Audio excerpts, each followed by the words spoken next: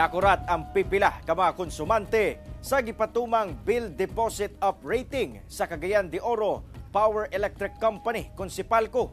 Pagpasabot sa Sipalco nga dugay na nga pulisiya ang bill deposit. Ang detalye sa report ni James Paulo Yap. Batag bulan anaa sa kapin 250 kilowatt per hour ang makonsumo sa kuryente sa pamilyang Topacio sa barangay Gusa sa Cagayan de Oro City. Pasabot niini nga anaasab sa kapin 3,500 pesos ang iyahang monthly electric bill. Apan gikabalakan niya karon nga basin madoble ang iyang bayronon sa kuryente karon gipatuma na sa Cagayan de Oro Electric Power Company kon Sipalco ang bill deposit operating.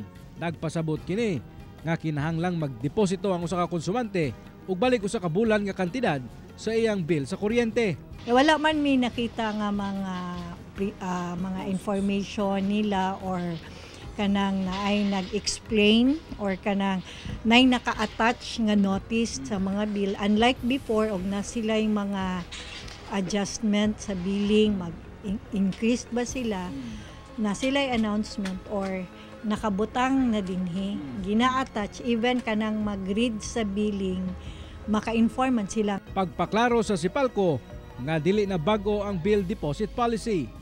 Gani, ginahimo kini matag mag-apply ang usa ka konsumante og bagong linya sa kuryente. Magdepende sab kuno ang deposit sa average monthly consumption sa usa ka balay. Ang gihimo karon sa Sipalco, atong gi-average ang tanan residential users basing on the 2023 consumption nila from January to December 2023. Gi-average ka na siya para makita dayon kung ang ilang bill deposit ba nga gibayran at the time when they applied for electrical connection, sakto pa ba?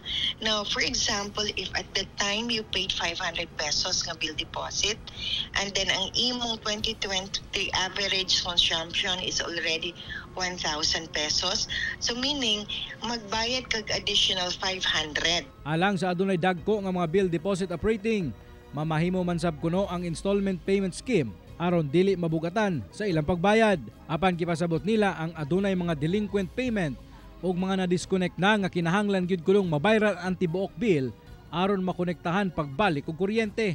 Sumala ni Roslyn Loyola nga nakurat siya sa mga pulisiya apan wala kuno siya mahimo kundi magbayad. Makuratan masabta kay nganong madubli atong tuan.